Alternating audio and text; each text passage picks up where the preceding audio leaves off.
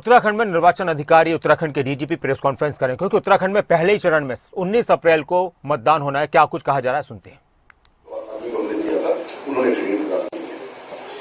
जो election commission of India ने एक स्केल ऑफ डिप्लॉयमेंट रखा है, उसके हिसाब से हमने फोर्स का असेसमेंट किया है और हमने सीईओ साहब के मार्फत से हमने भारत सरकार को भेजा है।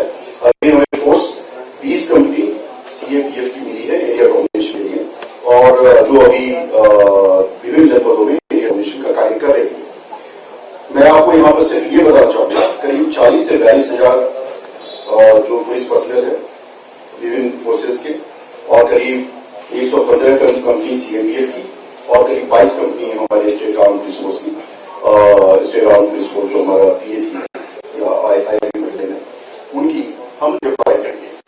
और हम लोग, मैं ये भी बताना चाहूंगा कि हमारी 5 कंपनियां दूसरे राज्यों में भी जाएंगी इलेक्शन कराने। इसके साथ जो कोऑर्डिनेशन होता है विभिन्न राज्यों के साथ में, जो आपके रिपोर्टिंग लेकर आते हैं और अपने जनपदों के पुलिस कप्तान के बीच, उसके संबंध में करीब 20 भी करा दी गई है, जिसमें पुलिस मुख्यालय के स्तर से उत्तर प्रदेश, हिमाचल प्रदेश के साथ में, जिनके साथ हमारा बॉर्डर लगता है, कोऑर्डिनेशन मीटिंग संपन्न कराई जा चुकी है। करीब 1704 जो पोलिंग स्टेशन लोकेशन है, जो एक्सपेंडिचर के हिसाब से सेंसिटिव है, उस पर हम अलग डिप्लॉयमेंट करेंगे। इसके लिए एफएसटी वगैरह की तैयारी कर दी गई है। जितने भी inter state border check post है नागा से और inter district border check post है, उनको आइडेंटिफाई कर लिया गया है और उनको स्ट्रेंथन करने का काम शुरू कर दिया गया है। जो टोटल बैरियर है इंटर स्टेट वो करीब 93 है। इन सभी पर सीसीटीवी लगाया जाना सुनिश्चित जाने के निर्देश दिए गए हैं। मैक्सिमम लोकेशन पे सीसीटीवी लगे हैं, कुछ लोकेशन पे अभी नहीं लगे हैं, जिसपे अभी लगाए जाएंगे। जहां जहां पे पोरस बॉर्डर है और सीसीटीवी नहीं लग सकते, वहां पे हम ड्रोन का इस्तेमाल करेंगे। कितने जगह से अभी हम उसको आइडेंटिफाई कर रहे हैं, कई 30 लोकेशन पे हम करेंगे। 30 लोकेशन। जितने भी जैसा कि आप लोग अवगत होंगे, जब भी नोटिफिकेशन के तुरंत बाद और अनाउंसमेंट के तुरंत बाद से मॉडल कोड ऑफ कंडक्ट लग जाता है, और उसके बाद एक दिन कमेटी की बैठक होती है, डीएम और एसएसपी उसमें सदस्य होते हैं, और जितने भी लाइसेंस हुए बने उसके सीजर की और डिपोजिशन कार्रवाई शुरू हो जाती है। ये कार्रवाई कल से शुरू हो जाएगी। जितने भी आर्म सेलर हैं हमारे स्टेट में, उनका वेरिफिकेशन हो गया है, और पुलिस कर्मियों के पोस्टल बैलेट के लिए उनको ब्रीफिंग करने का कार्य भी कर दिया गया है, क्योंकि उनको प्रोफेशनलिज्म सेक्टर वगैरह के बारे में जानकारी उनको अवगत करनी है, तो हम अधिकार में करा देंगे।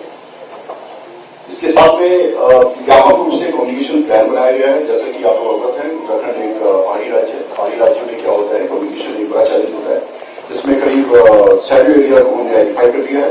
करीब ऐसे 260 लोकेशन है जहां पे कम्युनिकेशन में चैलेंजेस थे, जिसको हम लोगों ने प्लग कर दिया है। तो और प्रिवेंटिव एक्शन जो पुलिस की तरफ से दिए जाते हैं सीजर के संबंध में, आप लोग जानते हैं ड्रग्स, लीकर, कैश, इस तरह की जो चीजें हैं व्यापक रूप से यूज होने की आशंका रहती है, कमी रहती है। उसके मद्देनजर हम लोगों ने डिप्लॉयमेंट सुनिश्चित कर दिया है, और पिछले जनवरी से ही इस पर लगातार कार्रवाई भी हो रही है, और ये कार्रवाई आगे भी सुनिश्चित की जाएगी। तो पुलिस के सिक्योरिटी प्लान के बारे में फिलहाल मैं इतना बताना चाहूंगा। अगर कोई स्पेसिफिक क्वेश्चन होंगे और मैं आंसर करने की स्थिति होगा तो मैं आपको वेपर करीब 45-46 हजार के आसपास है टोटल लाइसेंस पूरे 47,000 47,200। आपने क्रिटिकल मेंशन किया 1410 है और सेंसिटिव क्या है? आज की डेट में 1410 है, लेकिन इसको हम रिवाइज करेंगे। ये संख्या it can not be fixed right now, क्योंकि वो कैंडिडेट्स के हिसाब से चेंज होती रहती है। अभी कैंडिडेट्स कौन कौन आएंगे, अगर बहुत ज्यादा फाइट है तो उस हिसाब से चेंज बढ़ती रहती है। सो हम ओवरऑल नंबर बता सकते हैं, बट एग्जैक्ट नहीं। इसको एक बार रिव्यू इस बार क्योंकि आप लोग सब विदित है कि उत्तराखंड में काफी 100% मेरा 20 साल की सर्विस हो गया, हमेशा शांतिपूर्वक चुनाव होता है।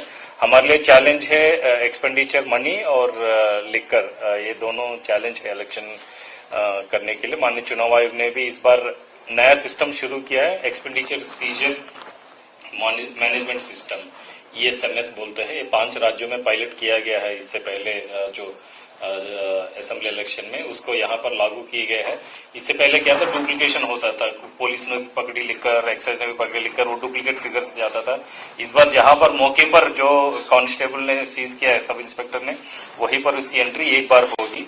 सो उस वजह से काफी अच्छा प्रगति मिला है और इस बार हमारी विशेष फोकस रहेगा। मैं धन्यवाद भी दूंगा पुलिस डिपार्टमेंट को। ऑलरेडी हम लोगों ने 7 करोड़ तक नकद हमने सीज किया गया है। एक बार फिर से आपको बता देते हैं देश में चुनाव का शेड्यूल क्या है। उत्तराखंड की अगर बात की जाए तो उत्तराखंड में पहले चरण में 19 अप्रैल को मतदान होना है। और अगर पूरे देश की अगर बात की जाए तो एक बार फिर से आपको दिखाते हैं, फर्जी खबरों के खिलाफ जागरूकता फैलाई जाएगी। चुनाव आयोग की तरफ से कहा गया, उत्तराखंड चुनाव आयोग की तरफ से भी, और मुख्य चुनाव आयुक्त ने भी इस पर जोर दिया। हरियाणा की 10 सीटों पर 25 मई को वोट डाले जाएंगे। उत्तराखंड की सीटों के लिए 5 सीटों के लिए 19 अप्रैल को वोट डाले जाएंगे। 7 चरणों में देश में लोकसभा का चुनाव होना है। चुनाव की तारीखों का ऐलान हो चुका है। 19 अप्रैल को पहले चरण का चुनाव हुआ। ग्राफिक्स दिखा देते हैं एक बार सभी जगहों के कि कहां पर कब कब चुनाव होने हैं। 26 अप्रैल को दूसरे चरण का चुनाव होना है। आपके राज्य में कब है मतदान? उत्तर प्रदेश ऐसा राज्य है जहां की 80 लोकसभा सीटों पर हर एक चरण में चुनाव होगा। पहले चरण में उत्तराखंड में 19 अप्रैल को वोट डाले जाएंगे। हरियाणा की अगर बात की जाए तो हरियाणा में छठे चरण में होना है 25 मई को मतदान। पंजाब में 13 सीटों के लिए 1 जून को मतदान होना है आखिरी चरण में। हिमाचल प्रदेश की 4 सीटों के लिए 7वें चरण में आखिरी चरण में 1 जून को मतदान होना है। दिल्ली में छठे चरण में मतदान होगा, दिल्ली की सभी 7 सीटों के लिए 25 मई को। और उत्तर प्रदेश में 19 अप्रैल से 1 जून तक हर चरण में मतदान होना है।